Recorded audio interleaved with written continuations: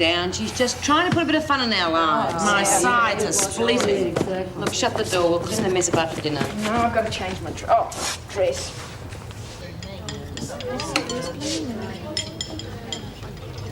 Listen, Wrinkles, any more of that schoolgirl humour and you won't know what's hit you. Hey, Mackenzie, you got a pretty short memory. No one touches any of my mates and gets away with it, remember?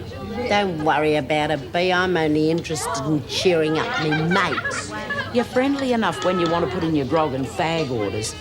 In fact, all your mates are Smith.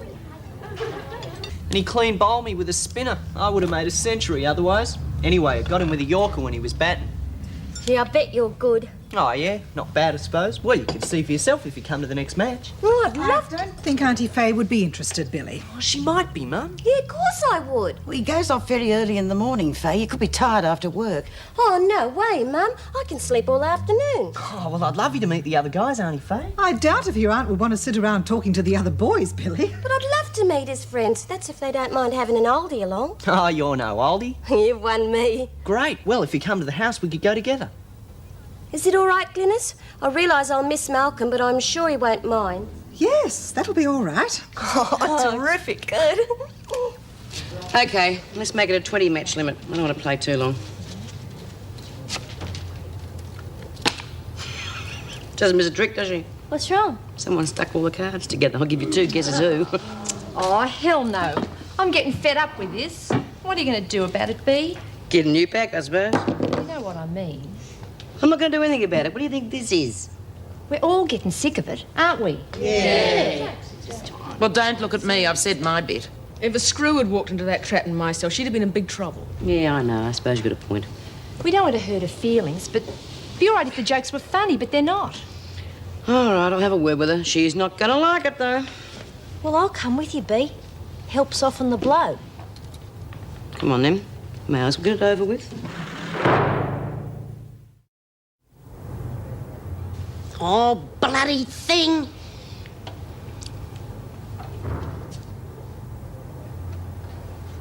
What are you up to? Oh, Bea!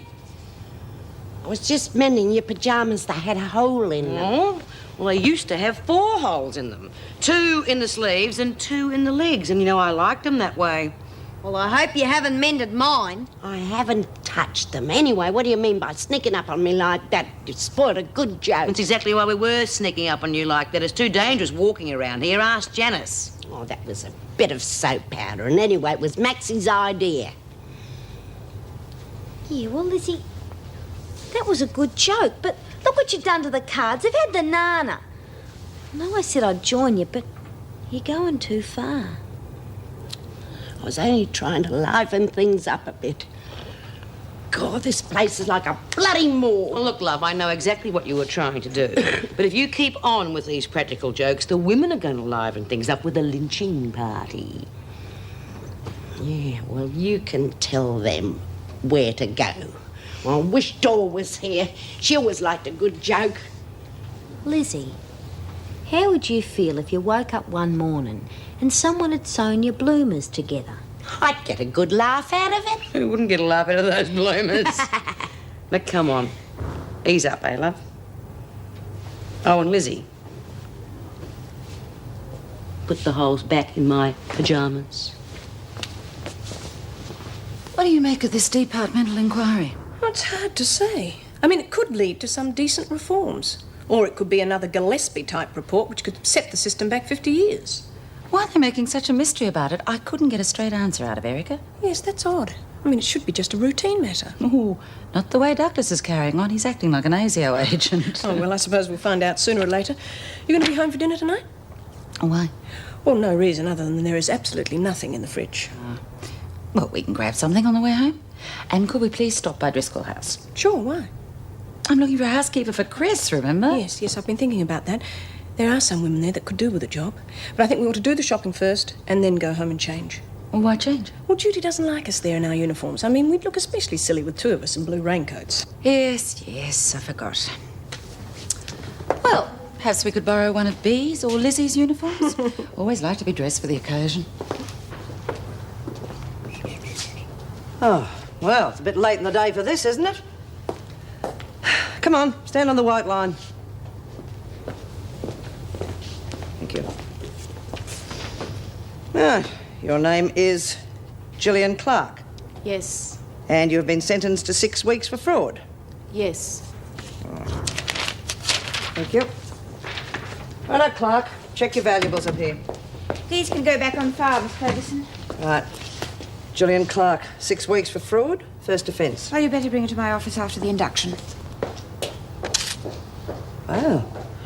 That's red carpet treatment for a small timer. Wonder why. I wouldn't know. So I asked her what she'd do if someone sewed up her bloomers. And? She said she could take a joke and that we were all a pack of pikers. A packet of soap out in your hair's no joke. What about the mouse? Well, there's your answer, isn't it? What? Play a joke on her, see how she likes it. Hey, yeah! Oh, hey, wait a minute. Oh, come on, why not? Because she is an old lady with a bad heart and you cannot go dropping buckets of soap powder on her head. Oh, well, nothing like that, Bea, but she did say she could take a joke. And it might get her to stop playing them on us. All right, but just one. It has to be in fun and I have to okay it, right? All right. Yes. Oh, thank you, Miss Ferguson. I'll call you when we're finished. Are you sure, Governor? Quite sure. There's nothing to worry about, Miss Ferguson. I always talk to first offenders. As you wish. Clark? Are the prisoners as frightening as your Miss Ferguson? They would be if they discovered you were working with the department. Well, let's hope you can keep a secret. I can. But you don't approve. I think it is a dangerous and useless exercise. I have been placed in the position where I'm deceiving not only the prisoners, but also my officers. No, I do not approve. But I will get your full assistance. Of course. Then I have a few questions. How would you describe your relationship to the prisoners? Favourable. To your officers? Efficient. Do you feel they respect you? I believe so, yes. Yet Miss Ferguson hesitated when you asked her to leave us alone. Is that typical, an officer questioning a directive? I assure you it is not. Now, where are these questions leading? To my report to the department, of course. Am I to understand that I am being watched as well? I'll be covering all aspects during my stay in the prison. The prisoners, the officers, and the governorship.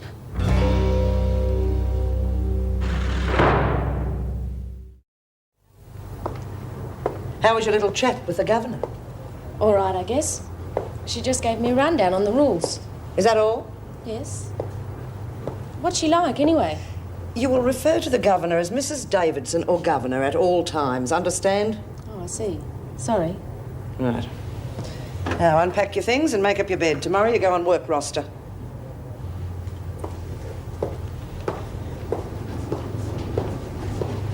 Mackenzie, I want a word with you. About time I saw some more money. Okay. It's right here. $20, but I get half, remember? 50%. That is 50. We only made 39 on this last haul. Anyway, I gave you $8.50 the other day. Really? I must have spent it. Now, you listen, Mackenzie, I'm not putting myself on the line for a lousy $20. There'll be more next time. They didn't think we could get the stuff in. You should have seen them when they collected. They'll be fighting to hand over their dough next time. They'd better be. And get going.